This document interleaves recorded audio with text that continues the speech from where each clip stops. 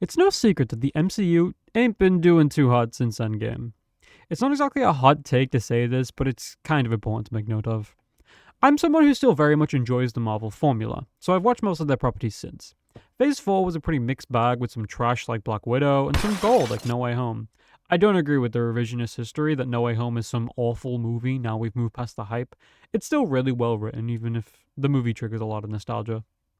Phase 5 was not off to a great start with Quantumania, but people were brought back around by both Guardians 3 and Deadpool and Wolverine. The future of the MCU could go either way, really, and while I haven't seen Brave New World yet, it wasn't exactly making people excited for the future. Especially with that weird Thunderbolts asterisk movie about all the boring characters coming up. And honestly, when Thunderbolts was first announced, I was a little confused. I didn't think the concept was that interesting. I mean, nobody was clamoring for Ghost or MCU Taskmaster to end up getting their own team to work with other mercenary type characters, right? But every time I think to myself about a new project, who asked for this? A little show pops up in my head, and I instantly start huffing that sweet, sweet hopium. That show's name is Andor. Because who the fuck asked for a show about Cassian Andor? And now it's probably the most beloved piece of Star Wars media after the original trilogy. So now there's always that little voice in the back of my head that tells me nobody asked for this. So somebody must have cooked. And Thunderbolts is exactly that. Thunderbolts mainly follows 7 characters. Yelena, Black Widow's sister for the uninformed, Alexei, her father, Bucky, John Walker, Ghost, Taskmaster, and newcomer Bob.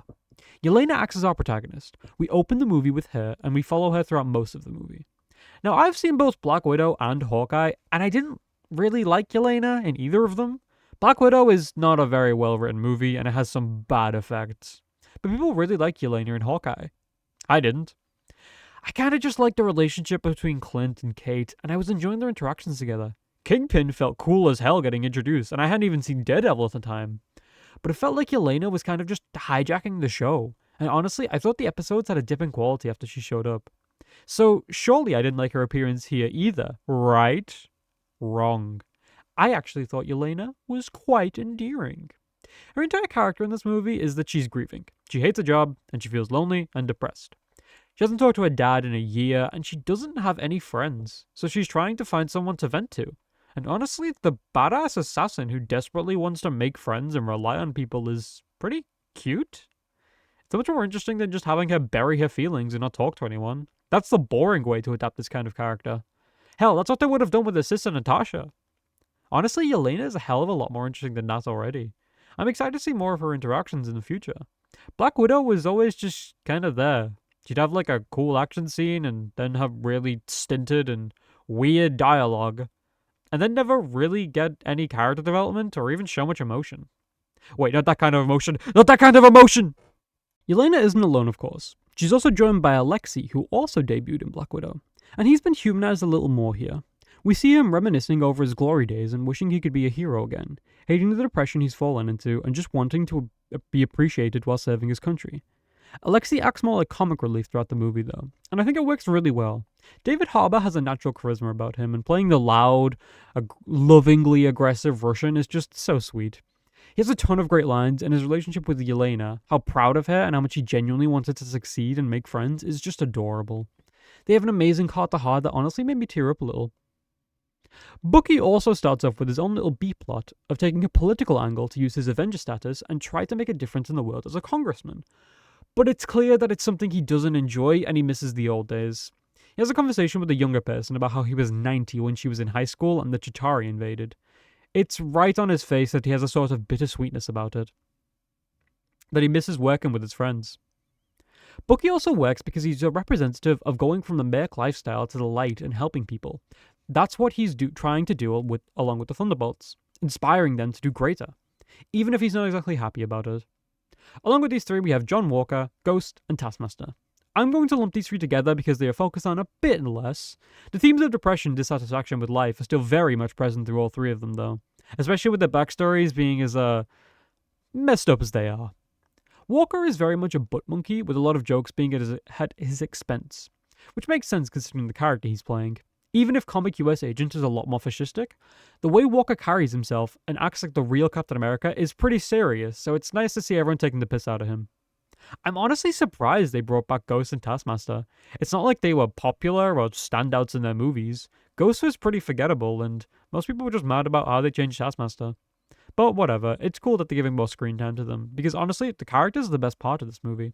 It really hones in on the awful things these people have been through and how they're dealing with it. How they aren't satisfied with their life right now and want to change the way they're going. Because of this, the connections feel really real. Walking in, you probably wouldn't give a crap about John Walker, Ghost, or Taskmaster, but they do a pretty good job of highlighting their struggles and making you at least a little sympathetic. And that's kind of what we need in the MCU right now. Characters. Having a group of people that you really feel for will go a long way in building the relations and hype that can reach heights like the Avengers movies. Everyone is excited right now for the future of the MCU, since this kind of character writing is incredibly important. Most of all, though, this shines through in the newest edition, Bob. I'm not familiar with Bob's character for the most part. I've only seen him in one Moon Knight comic where he basically tells him to stop being crazy and get his shit together. But Lewis Pullman puts on such a convincing performance of being a lovable and depressed baby girl that I debated checking out his comics, before finding out that they suck. Gotta love it. I love how much he seeks validation and tries to connect with everyone despite being in such a crazy situation. And it definitely helps how relatable Bob is. He has some very, very cool scenes in a lot of different ways. People are quick to compare this movie to Suicide Squad, and while most of them are more referring to the superior James Gunn Suicide Squad, I honestly feel like it's more similar to the 2016 version, the original soulful drama about a group of ragtag villains that are meant to form relationships because they aren't happy with themselves and want to improve, eventually creating a sort of family, and the execution is obviously much better here. The original Suicide Squad makes Thunderbolts look like a masterpiece. Also, the action is honestly excellent. Marvel has a problem with their action scenes where they just overcut things and it makes it so disorienting. It was most offensive in Captain America Civil War, where while T'Challa is incredibly cool in that movie, he has so many moments where he does like one attack and they have to cut in 4 times. So having these long shots of Yelena and the gang doing takedowns and mixing in different attacks to combo enemies, it's just so cool. Even for fights with just random government guys, without the large, hero vs. hero fights. Bucky especially gets an awesome action scene that honestly makes me reconsider my opinions on his character. He's pretty hot. I mean awesome. I mean hot. I do have some gripes with the movie though. 3 in particular. 2 of which will be in spoiler territory, but I'll throw out the one first. I feel like the climax was a little short. They could have honestly added another half an hour to the movie and I would have been fine with it. We have 2 main conflicts with some emotional moments in between, and while I'm happy with how the final scenes turned out, we could have had a bit more building up to them. An example being part of the spoilers, so here's your warning. Skip to the timestamp on screen to avoid them. Ready? Alright, let's do this. So after Yelena enters the void, we see her going through her and Bob's traumatic memories, and this is great. But after everyone follows her into the void, they kind of just tell us that they faced their pasts and it sucked. We don't see any of it. I think it would have been really powerful if we just had a few short scenes of each character facing their demons and dealing with what they've been through. Some could be as easy as just talking, reconciling with their actions, and understanding what they need to do moving forward. Others could be fighting to escape and maybe helping each other out in another cool action scene. It also helps with fleshing out Ghost and John Walker a bit, since they're the most underutilized of the Thunderbolts when it comes to their pasts. We at least see a flashback of Walker's, but Ghost gets nothing.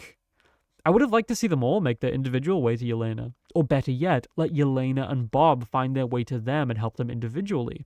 Showing that you can't deal with your past demons alone and need the assistance of friends to work your way through them. And my final problem is Taskmaster.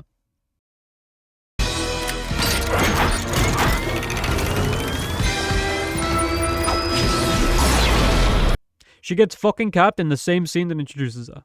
Look, I know everyone was memeing that Taskmaster was going to die, and it was really funny. I expected it, and I got it. I don't even care about the character that much. I saw a tweet that said that they want the MCU to do a comic-accurate Taskmaster, but make her a woman anyway to make the chuds mad, and that's based as hell, and they should definitely do that, honestly. Also, mommy. Anyway, my problem with Taskmaster here is that she doesn't contribute anything. She's in all the marketing, and her death just doesn't matter. She gets one line out, and then Ghost puts one in her head. I'm like, okay, but her death isn't played off as a joke. It's not for shock value. And it's not to make the character seem dangerous or intimidating. I thought when I first heard that she wasn't in the marketing material that she'd end up running headfirst into the fight with Sentry and he'd just immediately decimate her. Then everyone else would scream and turn tail and run away in a very comedic scene. Kind of like in the Suicide Squad, you know? But it just feels like her inclusion was unnecessary. And frankly, Olga Krylenko deserves better, damn it. Also, while we're in spoiler territory, let's talk about that little symbol next to the movie name. That asterisk is actually symbolizing the real name of this movie, The New Avengers. And I think that this is pretty neat. I wish they'd have waited like a week before revealing it as to not spoil people, but yeah, I agree with the idea that if they marketed the movie as The New Avengers, people will get mad about it. They'd make Not My Avengers posts. But the movie kind of makes fun of that idea. In the credits, they show magazines and newspaper articles of people saying they aren't fit to be Avengers. Honestly though, revealing this twist after making a pretty solid movie and endearing us to the characters, it's bold, it was a risk, but props to the movie makers because it's honestly pretty cool. And I look forward to The New Avengers. Also, Bucky gets the classic Thunderbolt outfit with that red symbol on his arm and I love it, I love it, I love it. I talked in my Rival Skin video about how much I wanted the Thunderbolt skin because of that, and god, it's so cool, it's so cool. We need more Bucky now, he is so hot. I mean, the Fantastic Four teaser was cool. It got me a bit more hype for that movie. I'm already completely on board because I love the Fantastic Four, and I saw Fan Four Stick in cinemas when I was like 8, and I need to erase that from my brain. Also, Pedro Pascal is based. Anyway, end of spoilers. Overall, I thought Thunderbolts was a really good entry into the MCU. It has some undeniable flaws and things that I wasn't quite satisfied with, but the character writing is extremely strong and audiences' reactions were very promising. I'm excited to see if this is really the future for the MCU, and I will be watching Fantastic Four day one with my new yearly Cinema Pass, baby. Expect even more movie reviews coming soon, but until then, I'm giving Thunderbolts asterisk an 8.5 out of 10. Can't wait for the sequel. And more Bob.